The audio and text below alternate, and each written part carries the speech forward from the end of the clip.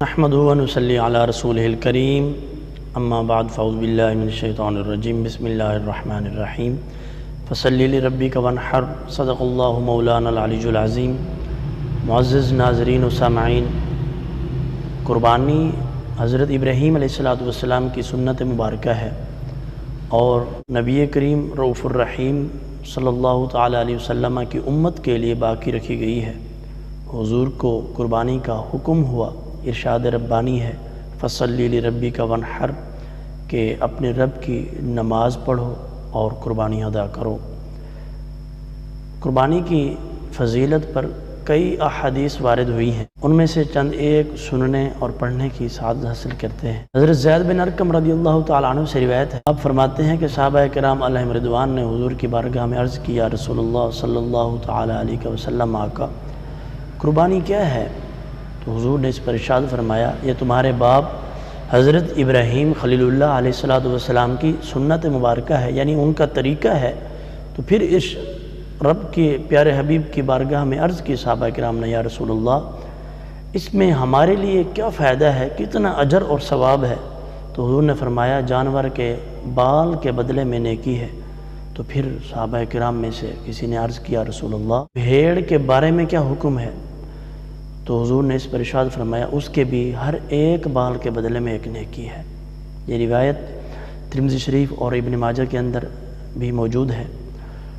دوسری روایت میں سیدنا ام المؤمنین حضرت عائشہ صدیقہ رضی اللہ تعالی عنہ آپ فرماتی ہیں، رسول اکرم صلی اللہ تعالی علیہ وسلم نے ارشاد فرمایا، یوم النحر کو یعنی 10 ذی الحجہ کو بنی آدم میں سے کسی کا بھی کوئی بھی عمل خون بہانے سے زیادہ رب کی بارگاہ میں مقبول اور محبوب نہیں ہے، یعنی کوئی بھی عمل جانور ذبح کرنے خون بہانے سے زیادہ رب کی بارگاہ میں محبوب اور مقبول نہیں ہے۔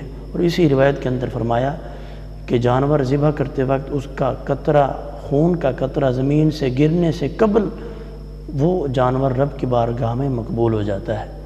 اور ایک روایت میں نواسہ رسول جگرگوشہ بطول سیدنا امام حسین رضی اللہ تعالیٰ عنہ آپ فرماتے ہیں کہ رسول اکرم صلی اللہ علیہ وسلم کا ارشاد گرامی ہے کہ اگر کوئی شخص حصول ثواب کی نیت سے قربانی کرتا ہے تو اس کے اور جہنم کی آگ کے درمیان ایک حجاب آ جاتا ہے۔ قربانی کیا ہے؟ مخصوص دن میں مخصوص جانور رب کی رضا حاصل کرنے اور رب کا قرب حاصل کرنے کی نیت سے ذبح کرنا، یہ قربانی کہلاتا ہے۔ قربانی ہر صاحب نصاب پر، عاقل بالغ مرد اور عورت پر صاحب نصاب پر واجب ہے، اور اس کا نصاب جیسا کہ زکوٰۃ پر ہے کہ 7.5 تولے سونا اور 52.5 تولے چاندی، یا اس کی قیمت اگر حاجت اصلیہ سے الگ ہو، زیادہ ہو، تو اس پر قربانی واجب ہو جاتی ہے۔ کہ قربانی کے واجب ہونے کا جو سب سے بڑا سبب ہے وہ وقت ہے، کہ قربانی کے وقت میں، قربانی کے ایام میں اگر کوئی شخص، کسی شخص میں قربانی کی شرائط پائی جاتی ہیں تو اس پر قربانی کرنا واجب ہو جاتا ہے۔ مثال کے طور پر کوئی شخص فقیر تھا، قربانی کے وقت سے قبل مالدار ہو گیا، یا قربانی کے ایام کے دوران، وقت کے دوران وہ مالدار ہو گیا ہے، تو اس پر قربانی لازم آئے گی، قربانی واجب ہو جائے گی۔ تو اس میں ایک نصاب کے اندر جو ایک اہم چیز ہے وہ یہ ہے کہ جس طرح نصاب، زکوٰۃ کے نصاب میں یہ بات تھی کہ وہاں پر نصاب میں جو نصاب جب پورا ہو جائے تو اس پر سال گزرنا لازم ہے، مگر یہاں پر وہ بات نہیں ہے کہ جو ہی نصاب پورا ہوگا تو فوراً ہی اس پر قربانی واجب ہو جائے گی، یعنی سال کا گزرنا قربانی کے لیے لازم نہیں ہے۔ ہاں البتہ اگر کوئی شخص مقروض ہے، قرض اس پر ہے، تو قرض ادا کرنے کے بعد اگر وہ صاحب نصاب نہیں رہتا، قرض کی قیمت چکانے کے بعد وہ صاحب نصاب نہیں رہتا، تو پھر اس پر قربانی واجب نہیں ہوگی۔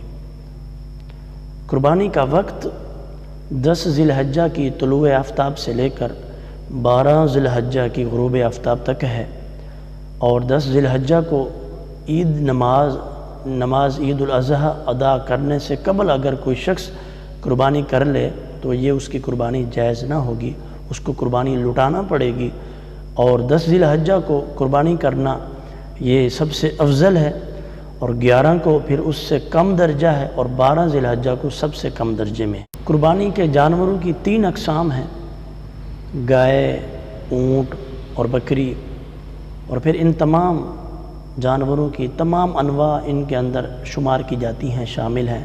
مثال کے طور پر نر ہیں، مادہ ہیں، خصی ہیں، غیر خصی ہیں، سب اس میں شامل ہیں، سب کی قربانی جائز ہے۔ بھینس گائے کی نسل میں شمار کی جائے گی، اور بھیڑ اور دمبا وہ بکری کی نسل میں شمار کیے جائیں گے، اور ان تمام جانوروں کی قربانی جائز ہے۔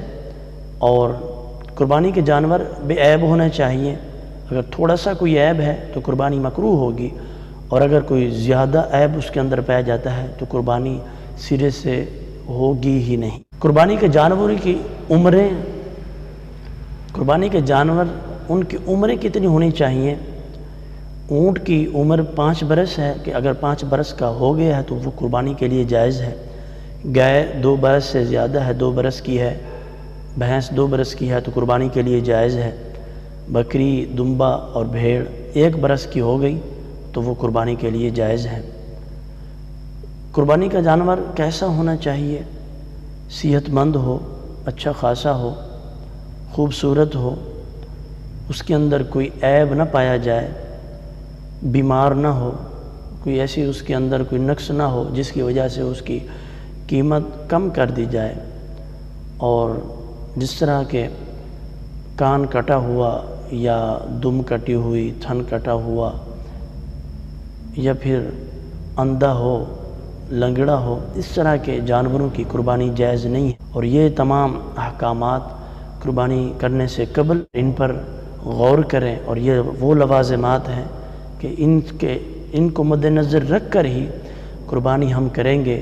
یہ تمام لوازمات مد نظر رکھیں گے تو یقیناً ہماری قربانی رب کی بارگاہ میں قابل قبول بھی ہوگی۔ رب عز و جل کی بارگاہ میں دعا ہے کہ مالک کریم ہمیں قرآن و سنت کے احکامات سیکھ کر ان پر عمل پیرا ہونے کی توفیق عطا فرمائے۔ وآخر دعوانا